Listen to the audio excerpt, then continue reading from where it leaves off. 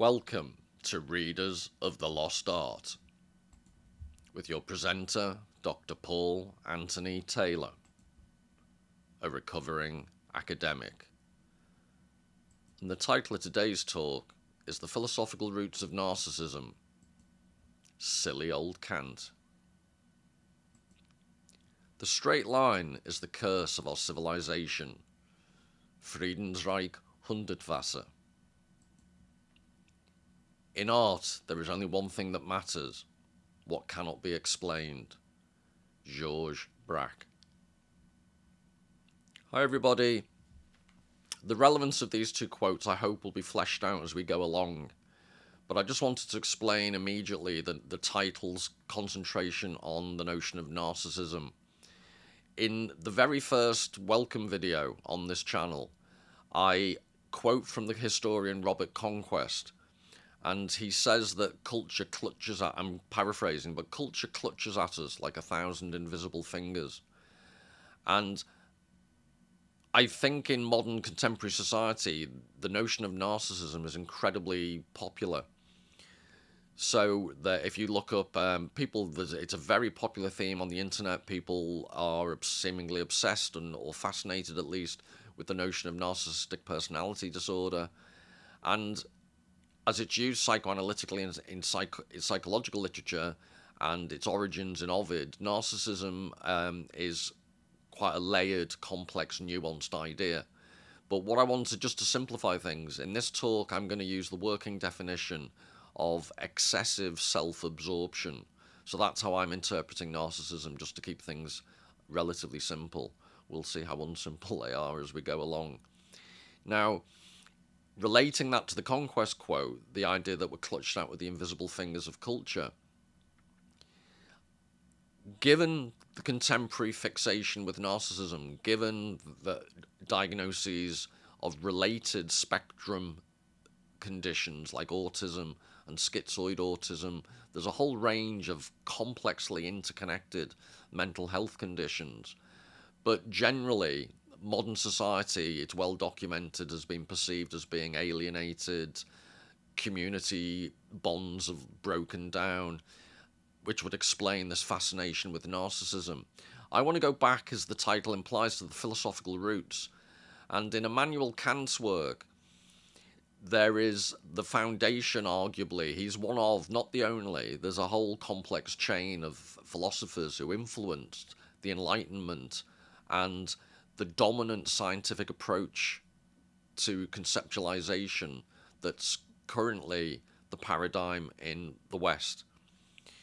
Now, this isn't going to be an anti-science tirade, but what I am going to look at is the way in which those roots in philosophers like Immanuel Kant may have led, directly and indirectly, to increased narcissism, increased tendencies towards absorption in the self at the expense of wider society.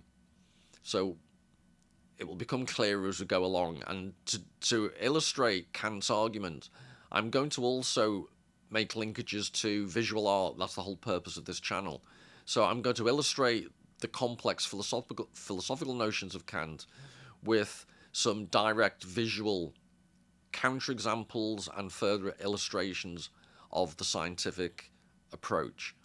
So to start off with, I wanted to show you the development of linear perspective that was refound. In classical times, in Roman and Greek times, they had a working knowledge of perspective. But in the Renaissance, it was refound. And I'll show you images that show how it was dealt with.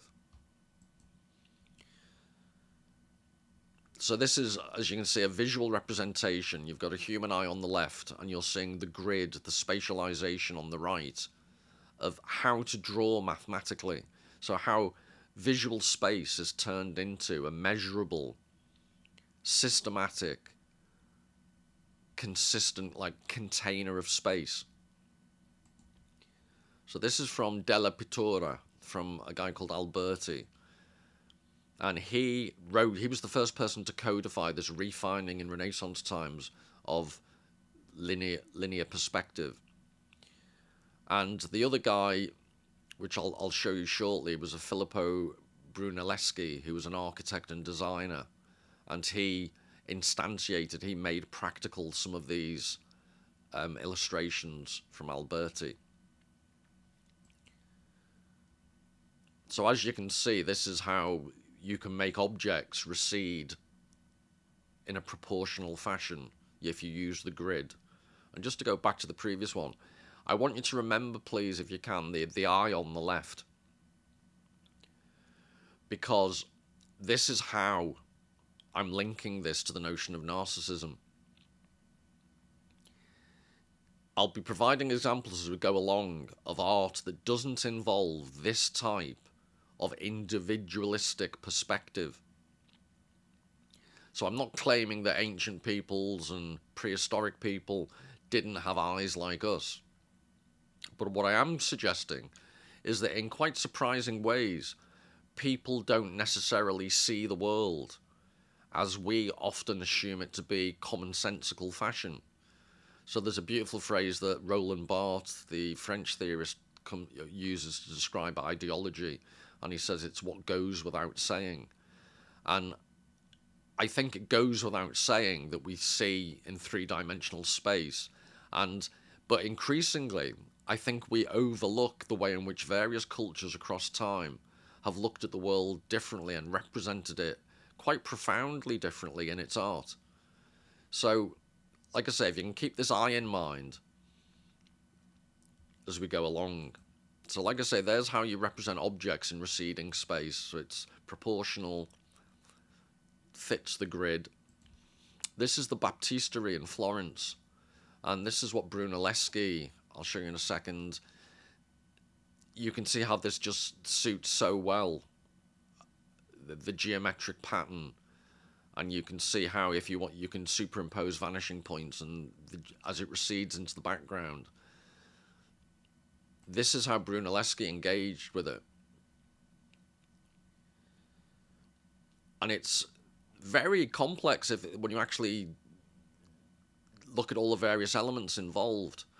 So he painted the Baptistery you've just seen, the actual building, but at the top of the painting, so this is the image on the right hand side, he's holding his face behind, there's burnished silver. So you can see the reflection of the far left of the image we're looking at, where the actual sky would be. That's being reflected at the top of a painting of the building or a drawing of the building, and the clouds would be reflected in that polished silver.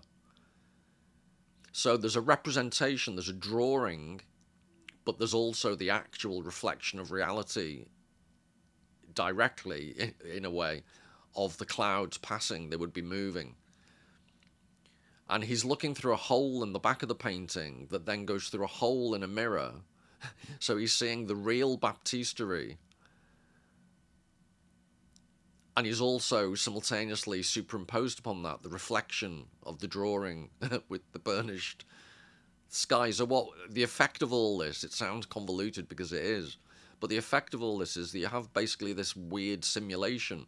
And in Jean Baudrillard, the French philosopher, his notion of simulation is when the original model and the model get fatally confused, and it's difficult to disentangle them, to the extent that he suggests the notion of an original model increasingly in a heavily mediated society. The original just disappears. So in this situation, the real and the representation have become somewhat merged. And this is in the early 1400s. So imagine how, with modern technology, how much more advanced this process is. But also remember, I've shown you the eye looking at the left. I'm now showing you this is one person looking through one small hole and another hole at a building. So linear perspective, as I'm presenting it, as it was historically developed, presupposes the point of view, and I'm using that literally and metaphorically, point of view of one individual person.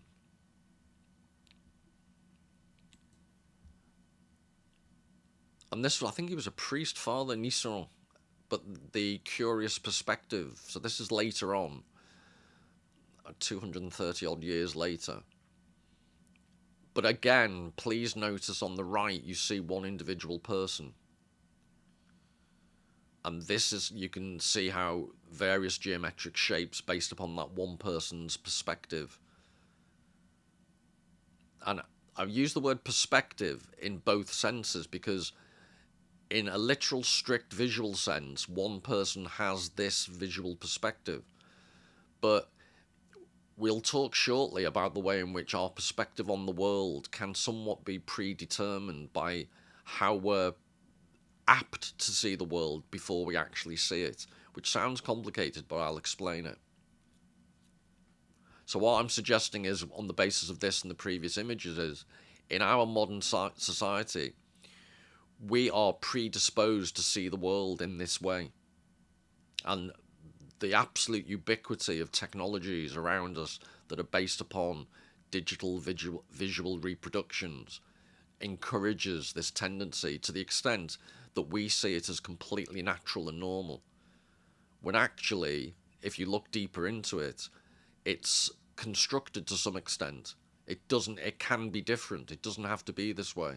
So that's why I'm going to show you examples from other eras, from other cultures, that don't rely upon this particular use of perspective.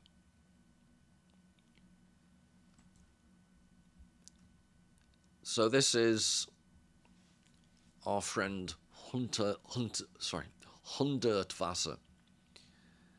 I realise that the straight line leads to the downfall of mankind. So he's starting off with a mild claim. But the straight line has become an absolute tyranny. The straight line is something cowardly drawn with a rule, without thought or feeling. It is a line which does not exist in nature. And that line is the rotten foundation of our doomed civilization. He really isn't one for understatement, is he? Even if there are certain places where it is recognised that this line is rapidly leading to perdition, its course continues to be plotted. The straight line is atheistic and immoral. The straight line is the only sterile line, the only line which does not suit man as the image of God. The straight line is the forbidden fruit. The straight line is the curse of our civilization. Any design undertaken with a straight line will be stillborn. Today we are witnessing the triumph of rationalist know-how, and yet at the same time we find ourselves confronted with emptiness, an aesthetic void, desert of uniformity, criminal sterility, loss of creative power. Even creativity is prefabricated. We have become impotent. We are no longer able to, well, speak for yourself, we are no longer able to create. That is our real illiteracy. And I picked up on this quote because I've, for a while, even before I started doing this channel, in public talks, I have been developing for a while, it's not particularly insightful in a way, but the notion of illiteracy. Despite the fact there have never been so many, messages, badly texted messages sent to other people. Language is alive and well, obviously. But in a deeper sense of literacy, engaging with art, engaging with the grammar of art, engaging with written literature, with visual grammars, we are a largely illiterate people. And I am going to suggest as we go along that is another factor in this increase in the sense that we live in increasingly narcissistic times. But this is, I know you could claim this is overstated, but there are elements that I just think are quite striking. So when he talks about, in the last paragraph, an aesthetic void, desert of uniformity, I'd suggest, when in the past videos I've looked at people like Mark Rothko, this idea of an aesthetic void, that's what Rothko has engaged with. His art is based upon, rather than contributing to the aesthetic void, creating art that actually makes us think of the void, that makes us confront big black paintings of emptiness. And that, I would suggest, it's a late example of what art has always done throughout the ages. it makes us confront the aesthetic void. So in relation to this, in previous videos, I've banged on about the girl with the pearl earring and how the black background, the most recent video was about Van Gogh's boots and how the background contributes in a productive sense. It's an absence of anything that also bizarrely tends to highlight the old peasant boots.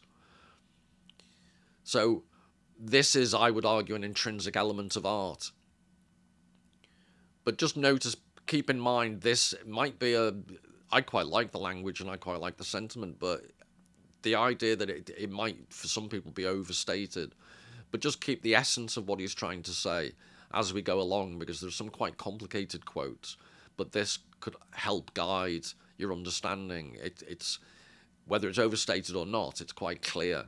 Whereas some of the later, more nuanced philosophical stuff, it's a bit migraine-inducing. But anyway, I'm really not selling this, am I? So with this in mind, now some images.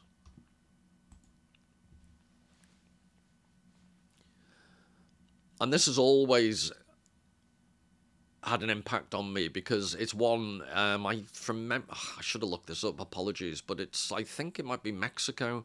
It's Central or South America. Prehistoric cave painting whereby it's formed from a stencil.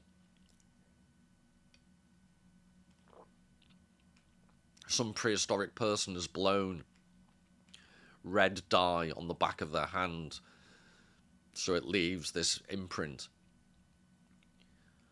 And the point of showing you this is, this could not be more tactile. This could not be less abstract, because it's the human desire to touch substance. And I'm suggesting when we live in a civilization and a culture that avoids this tactile element, where we live most of our time in a substanceless world of very abstract, empty images. So I'm not claiming it's true, but if human beings have this innate need for touch and tactility, and that's an aspect of art, there are consequences when you don't have this. And again, this is why I'm relating all this to the notion of narcissism. Excessive self-absorption. This is a hand that reaches out, without sounding too melodramatic, but this reaches out across the eons.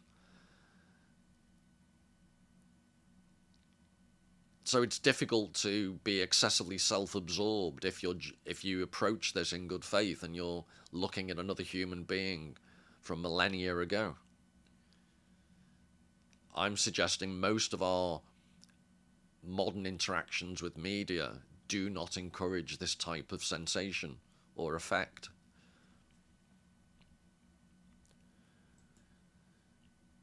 So again, on the theme of narcissism, this is the famous, is it John, I always get his first names mixed up, I think it's John Williams Waterhouse. This is in the Walker Art Gallery in Liverpool.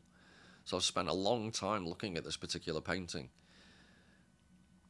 And I think it was 1903. But why I've shown this is that this is almost a halfway house, because it's dealing with a mythological concept, theme. But if you look into the background, I hope you can see how this fulfills the illustrations provided by Alberti of what linear perspective looks like.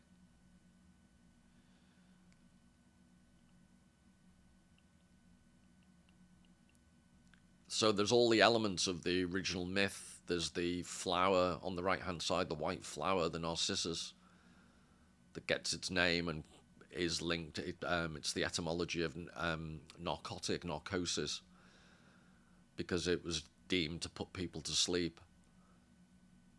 And because Narcissus is in a trance when he sees himself. Echo, the nymph on the left, looking at him longingly. She can't dissuade him or distract him from what he's doing. So all these elements are there, but it's done in a realistic, receding spatial background.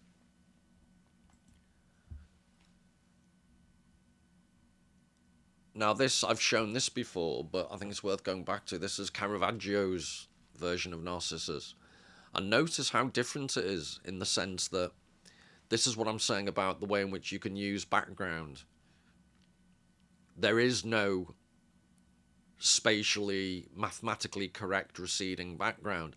The background is deliberately presenting a void that makes you look at this threatening, big bulbous knee. That's, that's the thing that's looking at us. But that bulbous knee works as almost like a hub for a wheel. And the shape of the arms form a circle. And that reflects quite nicely. So I'm going to say reflect. Obviously, it's a painting about someone looking at their own reflection. But it also reflects the circular nature of myth. So within Ovid's Metamorphoses, the stories are like snakes eating their own tails. That they constantly, that it's the whole point of the title, Metamorphoses. Things are constantly transmogrifying into something else. Round and around and around it goes. And that's an element of a mythical concept of time. That is, when you contrast that with the Alberti illustrations, those receding squares that allow perfect proportional representation, not in the political sense, but in a visual sense. This isn't about that. This is about... It's not about visual realism. Caravaggio's been very clever that the surface that we're looking at is incredibly flat. It doesn't have any depth, but you've got this knee coming out at us.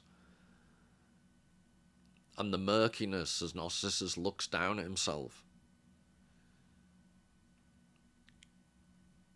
It's the mysteriousness, it's the enigmatic quality that Caravaggio's bringing out.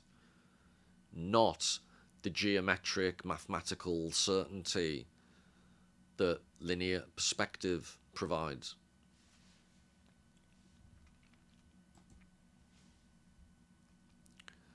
So I just think this is a wonderful quote. And it's from a very underrated political historian, Michael Oakeshott, who was writing, I think his peak was probably shortly after the Second World War, so he took him 1950-ish. But we're apt to think of civilization as something solid and external, but at bottom it is a collective dream.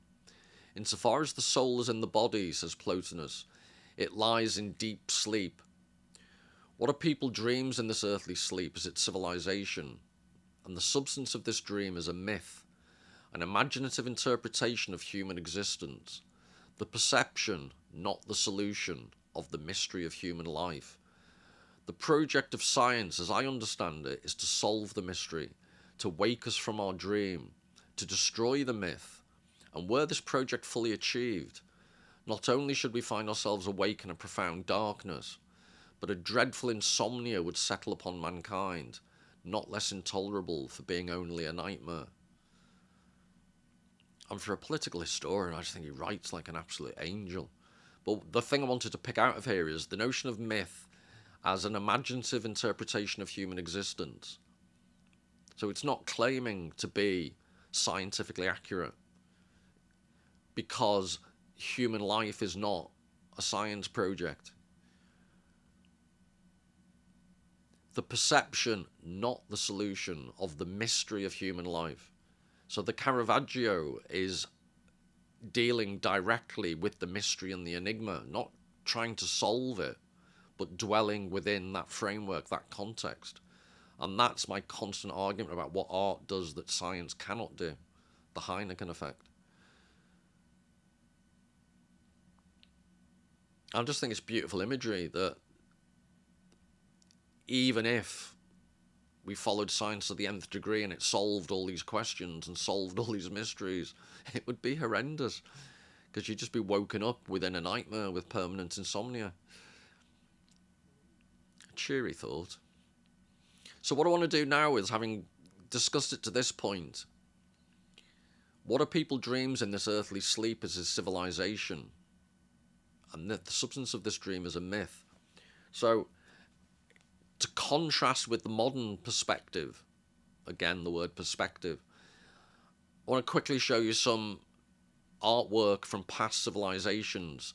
And I'm going to, in future, I'm going to skate over them, but I'm going to do whole dedicated videos to them, whether you like it or not. And the first one's couple are Egyptian, and then I'm going to look at some Aztec images. And I think that's what, I think they provide good illustrations of this particular quote. The perception of the mystery of human life. That's what they're doing, and they're engaging with the substance of this dream is a myth. But anyway, without more ado. Now this is called the Nama palette. Palette. I went all hyacinth bouquet then. These palettes, the idea was if you look on the right hand side, that would be the front piece from memory, and the left hand side would be the back.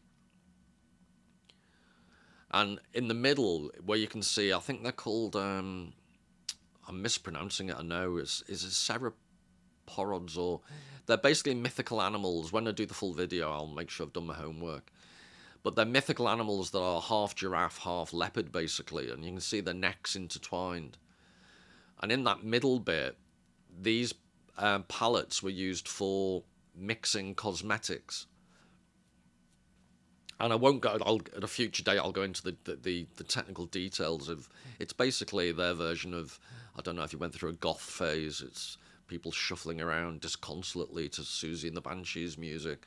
But kohl, K-O-H-L, is a type of eyeliner that the Egyptians would use. And there's various theories as to why, ranging from the Eye of Horus to protective, actual medicinal protective effects of substances in a sandy environment, etc., etc. So I'll go into all that. But what's interesting is these weren't practical palettes. These were oversized and used for ceremonial purposes. So they might, for example, be buried with the dead, or they might be put in a holy place. And there's various elements, so I will go in a future video about, I will look at in detail the meaning of all the symbols and the symbolism and the narrative arc between the two panels, the two sides. But what should be clear immediately, that the images are closely related to the stone upon which they're etched. So the shape of the stone affects how the drawings were made, and vice versa. You know, these are not premised upon the geometrically pure illustrations I showed from Alberti. And again, because these were designed to be held, there's a tactile quality.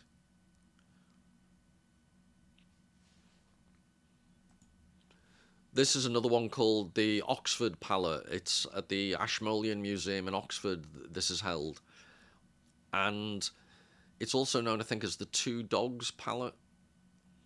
And unfortunately, it's a real shame, but you can see on the left-hand side and the right-hand side, remember again, these are just flip sides of the same object. But one of the dog heads is missing, it's broken off in time, been damaged. But on the outside, so the head you can see, they're wild dogs looking at each other, and they frame what goes in between.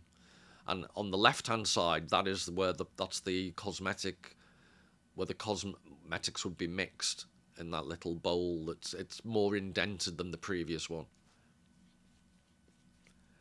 And again, on a future video, I'll explain the significance of the spatialization, how the various animals are arranged. There's some quite subtle narrative, or suggested, we don't know for sure, but there's some interesting narrative arcs within the design.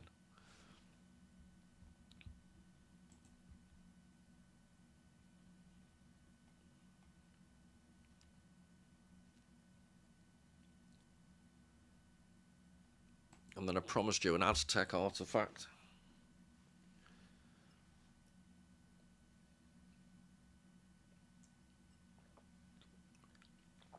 So I will, again, at a future date, give you the full complex backstory and make sure I've got all the Aztec language pronunciation correct.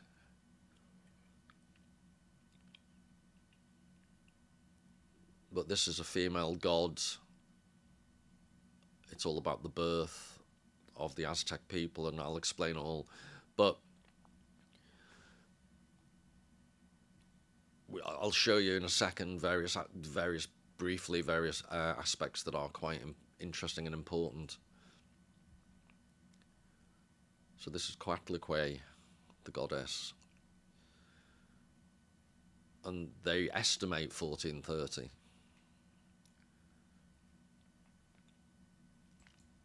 And just to give you a sense, so there's obviously some tour party having it explained to them. But that's just to give you a sense of the scale. So this is in the Mexico City Museum.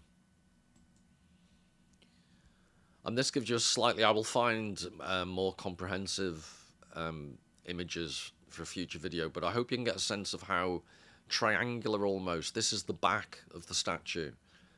And if you stand in front of it, it looms over you. It's quite threatening, almost like it's going to topple over onto you. So that's, quite a significant part of its design. It's quite cleverly designed to be as threatening as possible. The little matter of, skulls on every available surface and serpents oozing out quite helps that as well. And talking of serpents, this is the front. The back and the front both have meaning and symbols on them, but this is the front, what effectively works as the face of the statue. And if you look, you should be able to see it's just so cleverly done. And this goes to my previous point about the circularity of myth. The head is formed by two serpents wrapped around, facing each other. The circularity creates a face. But also, it's the simultaneous. They are two separate entities, two separate snakes. But the way they're positioned makes it look like one face looking back at you. So it works in both ways. It works, and this again, what I'm trying to emphasize is the previous examples of linear perspective are premised upon, remember the eye on the left that gave you the spatial coordinates, or the person on the right in the other diagram. An individual eye or an individual person are providing the perspective. In statues like this, there isn't one perspective, because you're supposed to look at the back.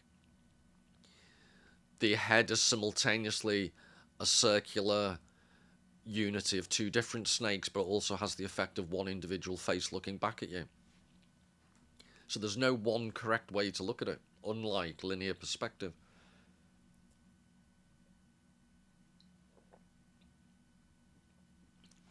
But anyway, this monster will be looked at in detail on another day. And here's my mate Immanuel. And there is 3 Magnum is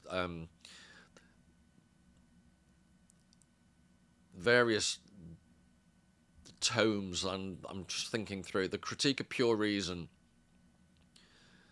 is what I'll be referring to briefly, mostly today. Critique of Practical Reason, and there's 2 dates given for Critique of Pure Reason because there were 2 editions. He changed, not insignificantly, the second edition developed his thoughts from the first edition, and it wasn't just a printing new edition. There were some significant differences, so I'm just giving both dates.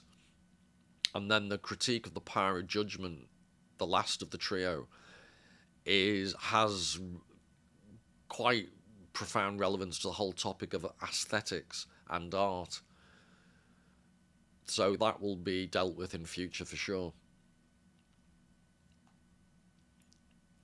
Now, I'm not going to have time now to give full justice, so I just apologise in advance. I'm going to be really skating over. But in future videos, I hope to be able to, without putting people off, at least show enough of the original philosophy of Kant and his role within the Enlightenment. So, for example, he was a key figure. He's developing ideas And you can trace it. Why it's complicated is there are part of his thinking, you could argue, and part of René Descartes, he helped create the concept, and it's named after him, Cartesian space, which is a further development of the diagrams you saw from Alberti. So if you think of a mathematical graph with an x and a y axis, that type of mathematical space, plotting coordinates, Descartes' Cartesian space is premised upon that. And to some extent, Kant's notions of space are also influenced by that. And then you had also Isaac Newton and Leibniz developed calculus at roughly the same time. I think they argue over who created it. But calculus and advanced algebra, again, based upon the very specific accuracy of coordinates in time and in space. So this is what I mean by culture grasps at us with 1,000 invisible fingers. This type of philosophy that I'm going to briefly explain, and Leibniz and Newton, Isaac Newton, these people were incredibly influential, not just with scientific progress, but with how concepts of space leached through the scientific method to affect much more widely our philosophical and cultural notions of space, which aren't the same as previous cultures, or even the artistic culture within our own culture. You know, great artists don't adopt Cartesian space, and art would be a lot poorer if they all did. But anyway, this is from the Stanford Encyclopedia of Philosophy. Kant's revolutionary position in the Critique is that we can have a priori knowledge about the general structure of the sensible world, because it is not entirely independent of the human mind. The sensible world, or the world of appearances, is constructed by the human mind from a combination of sensory matter that we receive passively and a priori forms that are supplied by our cognitive faculties. We can have a priori knowledge only about aspects of the sensible world that reflect the a priori forms supplied by our cognitive faculties. In Kant's words, we can cognise of things a priori only what we ourselves have put into them. So according to the Critique, a priori knowledge is possible only if and to the extent that the sensible world itself depends on the way the human mind structures its experience. So obviously that's very wordy. But what's interesting, and why I've tried to link it to the concept of narcissism, I'm doing violence to the subtlety of Kant's thoughts, but what you can see quite clearly, so this is why I wanted to give the Stanford Encyclopedia of Philosophy summary, so I'm not accused of interpreting it to my own ends. You can see, just reading between the lines here and what's actually said, that there's an element of our understanding of the world that we bring to our sense of the world. The way in which we take in sense data is to some extent predetermined by how the human brain is designed to process that sense data. And that fits with those images from Alberti of people looking from one particular point of view. To some extent within Kant's work, there is this notion that we are predetermined to see and conceptualize in spatial terms. So as humans, we're obviously designed to be temporal. We're finite creatures, which I'll talk about in a second in relation to Heidegger. But we live in time, and we also live in space. And in order to make sense of the data that comes to us, the idea is that our brains are pre-programmed to think in terms of time and space, so we can orientate ourselves in the world before we experience anything. But if you just take a step back, and if this is the underlying idea behind Kant and other people's notion that influenced a lot of scientific thought, when you ally it to the idea that one person is looking from one particular point of view, what this all comes down to is that it's quite an individualistic way in which we approach reality. And I'll develop it in future videos, but I would suggest that this and I'll explain further as we go along, but this type of approach, the idea that there's an individual contribution we make before we experience anything, our brains process from an individual point of view. Yes, we all do the same as a species, but there's an individual activity going on. Allied to linear perspective, I would suggest, and I'll explain further in a second, I would suggest that this all contributes, if you're not careful and if it's not moderated by things like art that create a more nuanced, a more tactile, a less spatially rigorous, just a more complex, empathetic, communal notion of life. This can lead in quite narcissistic directions. But like I said, I'm making claims, so as we go along, I'll try and back those up rather than just make assertions. So in relation to Kant, I thought it might be easier without getting lost in the weeds of Kant's thought. This is a guy called Ernst Cassirer, and his magnum opus was Philosophy of Symbolic Forms, which has 3 volumes, as you can see there, and I've picked out the one that's of most interest to me is Mythical Thought. But what he tries to do is take a Kantian approach to culture and science. And what was interesting was he came up in 1929. This is Martin Heidegger, who they had a big meeting in Davos, where all the Illuminati of the economics world now meet on a yearly basis. And in 1929, they had this big, and it's been misrepresented slightly as a big confrontation, because there was actually some common ground between them that I think's under-acknowledged. But they had, within a certain agreed starting point, they had quite profound differences. And Being in Time, Sein und Zeit, is his masterpiece, but I will be in future videos, because that's quite inaccessible. It's quite esoteric, but you can check out for yourself. I think it's the University of Hawaii. I'll try and put it in the description section. The Question Concerning Technology was an essay he did in 1954 that's much more accessible.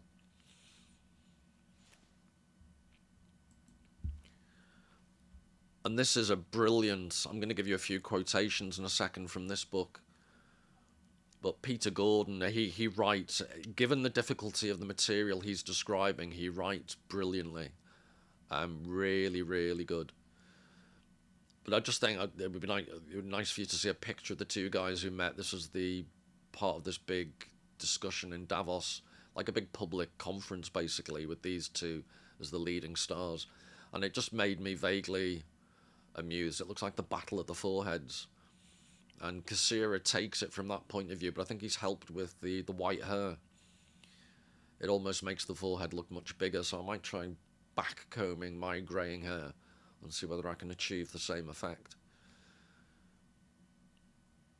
But anyway, it's a hugely complex debate they had, so I'm just going to now briefly use Gordon to summarise the essence of it and why it's significant to the notion of narcissism.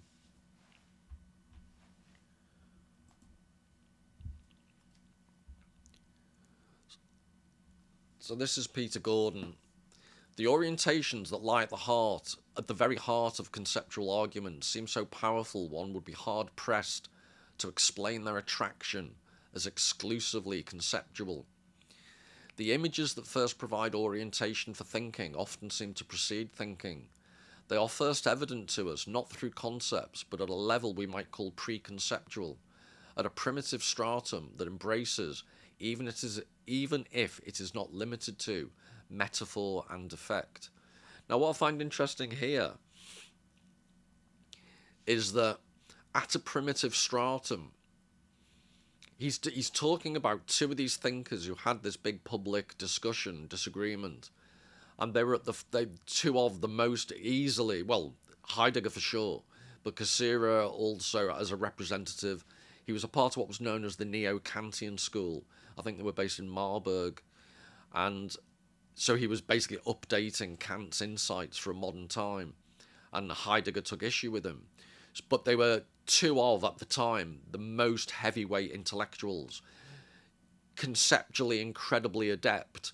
And what Gordon's brilliantly pointing out here is that even these conceptually, philosophically drenched people came to the argument with their own particular worldview that massively affects how they then proceed to argue.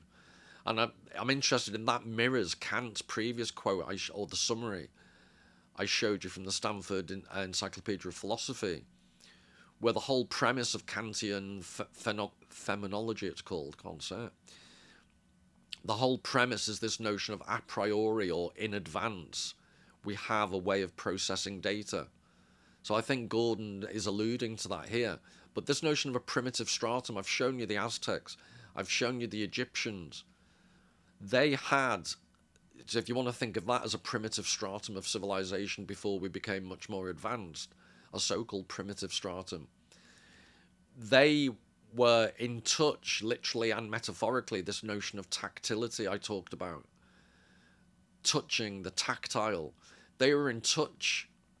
They did embrace the concept of metaphor. So they engage with that stone, Coatlicue, that stone statue is wrapped around, it's embraced with these serpents, it's embraced with the mythology of the worldview, of the Aztec mindset. It infuses the whole statue. So at a primitive stratum, what Gordon's saying is that's also true of thinkers who think they're so much more advanced than that. And I'll give you specific examples. So Cassirer is on the spontaneity side, and I'll explain what that is in a second. And Heidegger is the thrownness. And the extent to which they came from the same starting point is this notion of transcendental idealism. Excuse me. Which sounds scary. But what it effectively refers to is this notion of how we make sense of the world cognitively. So without getting into the weeds of, basically we experience the world, according to Kant, through phenomena, through appearances to our senses. But then there's also what's known as the noumenal world. And the noumenal world is like abstract mathematics. It's things that we are intelligible to our reason, but can't be known in themselves because they're abstract. And again, it gets very complicated, so I'll just skate over. There's also the notion of things in themselves. So we will never understand a rock, a stone in itself, because we're not able to cognitize, and as far as we know, rocks aren't, and we can't cognitize like a rock because we're cognitive beings, and rocks by their nature aren't. So there's just we can't know what rocks are in and of themselves is the idea. But except, that's why I'm fascinated by the Coatlicue statue. Because if you were ever going to give life to a rock, that's what they've done, and turned it into part of their mythology. So that's for future videos. I want to explore the extent to which a Kantian approach to understanding culture struggles with the notion of myth, and that's what Cassirer was trying to do, apply a Kantian methodology to mythology, so we can discuss in future whether that worked out or not. But the spontaneity is what the previous quoted idea about a priori, in advance, we have a way of thinking, so it's spontaneous. Without trying, our minds are programmed to think and cognitize in a certain way. That's the Kantian element. And where they fundamentally disagree is, although Heidegger also accepted that we're cognitive beings and we make sense of the world in a certain way. So for him, he added temporality, we're in time and space. So he's obviously not going to deny that, and we conceptualize time and space as abstract entities. But this notion of thrownness, we're thrown into a world that we didn't make. And that's the element that Heidegger contrasts or emphasizes much more so than Cassirer. So this is Peter Gordon's summary of it. For Cassirer, the human being is endowed with a special capacity for spontaneous self-expression. To be human is to create in complete freedom whole worlds of meaning, and these self-created worlds become in turn the objective spheres we experience as beautiful, moral, and true. Kant's theory of transcendental conditions served as the initial pattern and inspiration for Cassirer's philosophy of symbolic forms. So Cassirer tries to engage with symbolism using the Kantian method. And like I say, we'll look at that in future and see to what extent it worked. Excuse me.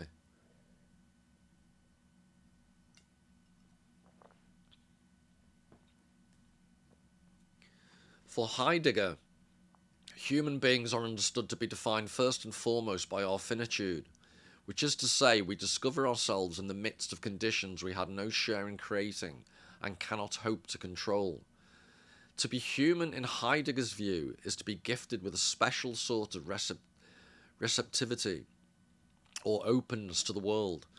This phenomenon of disclosedness lies at the very core of human existence, deeper than our rationality and before any and all practical action. Although we moderns may persist in trying somehow to ground our metaphysical principles in reason, nature, power, and so forth, our efforts to do so are merely strategies for evading the central fact of human life, that our existence is ultimately historical and therefore groundless. Heidegger called this groundless condition by various names, but most typically he referred to it as finitude or thrownness. And I constantly argue throughout this channel, I haven't used this specific term, but I think, I mentioned it earlier with reference to Rothko, I think people like artists like Rothko and all the other artists I've looked at are dealing with thrownness. So to give you a specific example, I've witted on in past videos about Proust's À la recherche de temps perdu, In Search of Lost Time.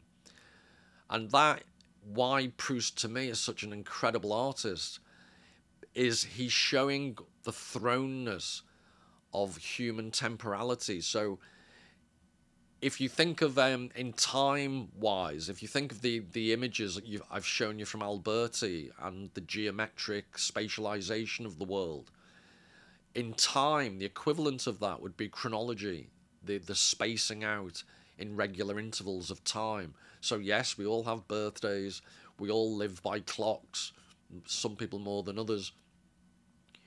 But Proust's genius was to show how that's not how often we experience time. Our experience of time as human beings is we're thrown into it and it feels different at different times. So I've made jokes in talks I've given before. My favourite character in Catch-22 is a guy called Dunbar, and he wants to live as long as possible, but he doesn't view that as a chronological challenge. He doesn't want to live till he's 120, whatever. His idea is easier than that, is to make whatever time you do have on Earth seem to last a lot longer. And his method for doing that is just being bored all the time, so time passes more slowly. So you only have to live to your 60, 70, but if you've done it right, it can feel like you've lived for 300 years. But anyway, I'm digressing. The point about this thrownness is there's a difference between scientific accurate measurement of human existence and actual felt experience existence. And that's Heidegger's speciality, making that distinction.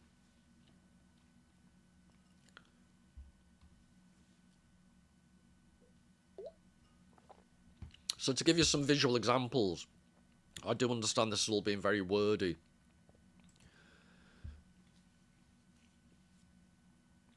But this is the thrownness of cave people, Paleolithic people.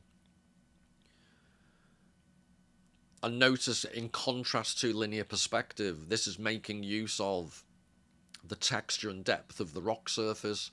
The images are superimposed upon each other.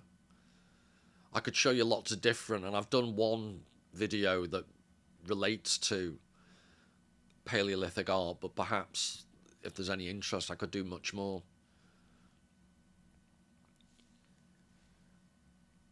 So that's, you know, some of the earliest human art.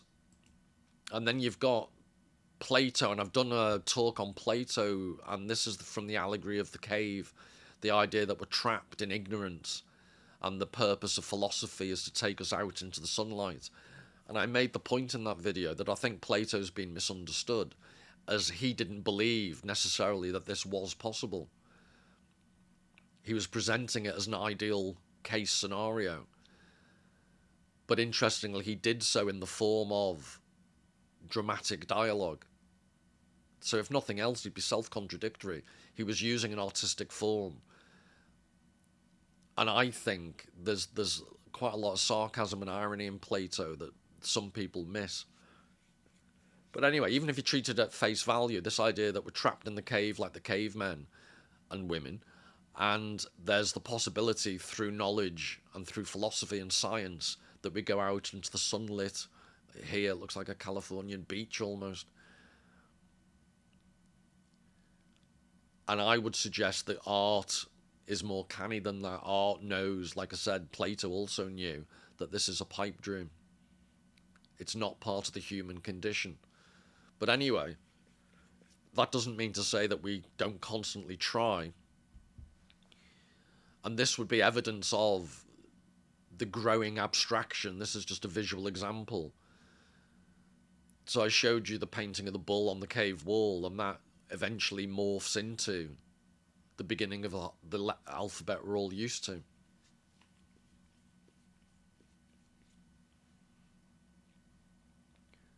So it's obviously an evolution towards abstraction.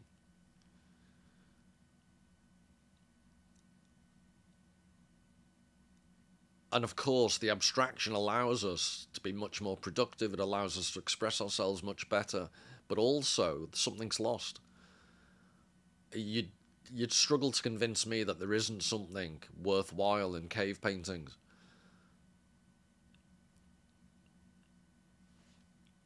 And as if, you know, to illustrate that directly, this is Picasso. And he went through that. It's one of the volumes of his biography. It was called The Minotaur Years. He had a little period of his life where he saw himself as a minotaur. There's photographs of him wearing a minotaur's head. And another time I could go into the symbolism of horses were often representative of the feminine in Picasso's paintings.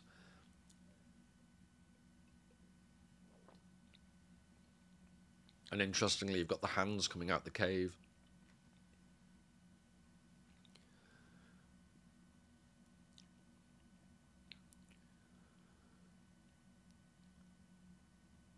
But anyway, this is to reinforce my notion that this travels in the opposite direction to the previous image I showed you of the bull's head ending up as the letter A. This is Picasso remaining within a mythological frame of reference. So he's left the cave, but with the head of as a minotaur.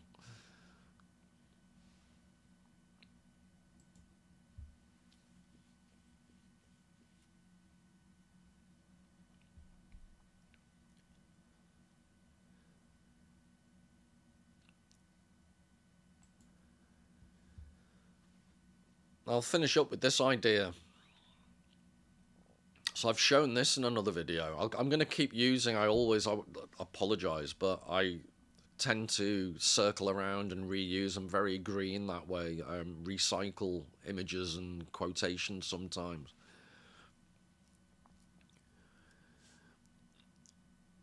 But my point here would be, if we had more sensitivity to the subtlety of artistic depictions like this,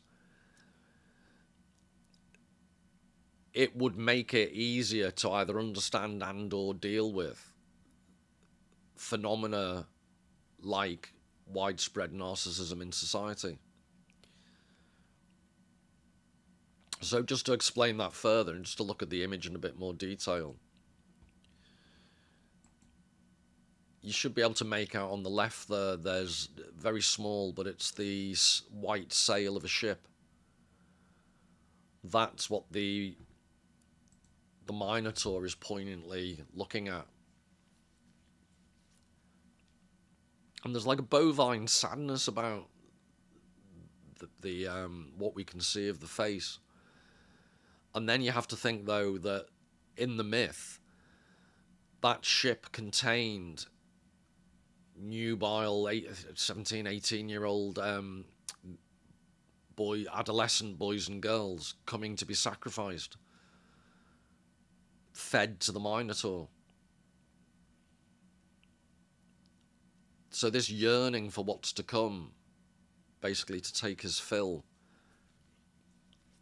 is also indicated by the little bird that's just being nonchalantly, he's not even aware of what he's doing, almost crunching the bird in his left hand hoof. Sounds like a German compound word, Handhoof. But what I just think this beautifully encapsulates phrases like toxic masculinity. It's a phrase often used, but the actual content of toxic masculinity. One of my suggestions is, by the use of these oft repeated phrases, they become a deflection from actually tackling or engaging with or understanding at any deep level the actual phenomenon that's being observed or we want to conceptualize. Whereas a painting like this doesn't use any phrases, but actually makes you think, in terms of the previous quotation, at a primitive stratum. It makes you think at a very primitive level of this tension. You've got the brute force, almost pathological bestiality of this Minotaur. And he's imprisoned in the labyrinth that's indicated by the strength of the stone wall he's leaning against, like a parapet. And the side of the stone parapet is pointing out almost in linear perspective, almost acting as an arrow to the ship in the distance.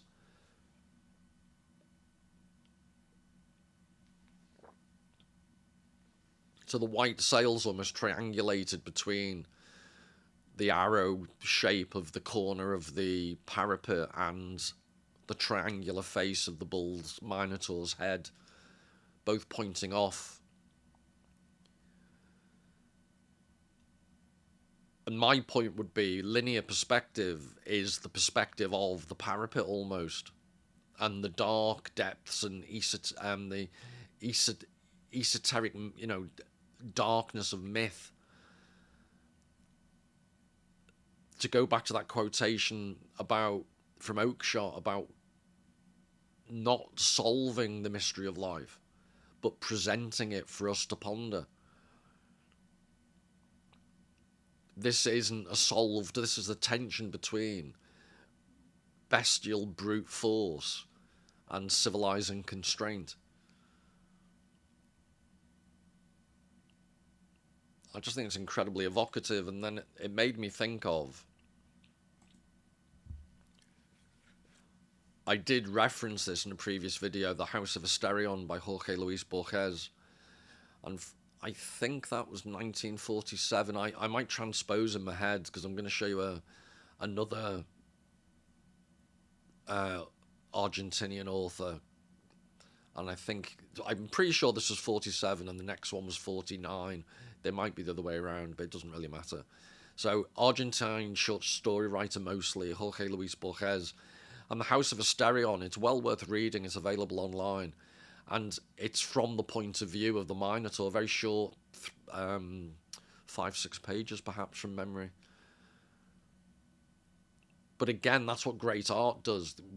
To take this right back to the beginning, I showed you the linear perspective of one person's visual perspective, but I'm trying to expand the notion of perspective to the broader notion that what great art, both visually like this, but also someone like Borges, they give you this psychological, cognitive, emotional perspective not even of another human being in this case, but of a half man, half bestial creature, this mythical Minotaur.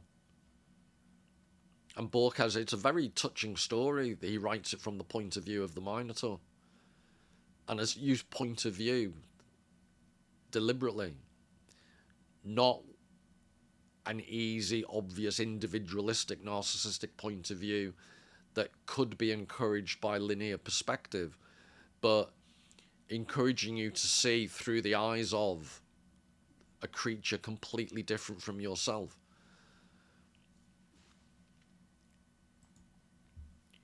And Los Reyes by Julio Cortázar, he is another Argentine writer. That's a play.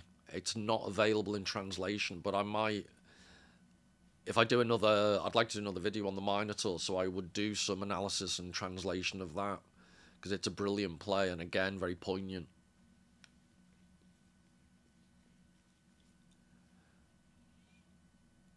But the whole purpose of asking you to think about the Minotaur in this context is as an antidote. This idea of lineal perspective is involved in this painting, but it's giving you something that linear perspective can't give you. It's giving you the mythological component that increasingly in our society we no longer are in touch with. Again, literally and metaphorically. We've lost touch with the myth that provides the ability to ponder about the mystery of life, to go back to that Oakeshott quote again, rather than always seeking Kantian influenced, spatially correct, geometrically accurate representations of life that doesn't always lend itself to that. I'd probably summarise that with the subtitle again, silly old Kant. And anyway, on that note, I hope you've enjoyed the talk, and like I said, this will be a framework for future talks, so I'll develop any ideas you haven't understood, hopefully will be developed much more clearly and in more detail in future videos, so please do keep watching, and until the next time, all the very best.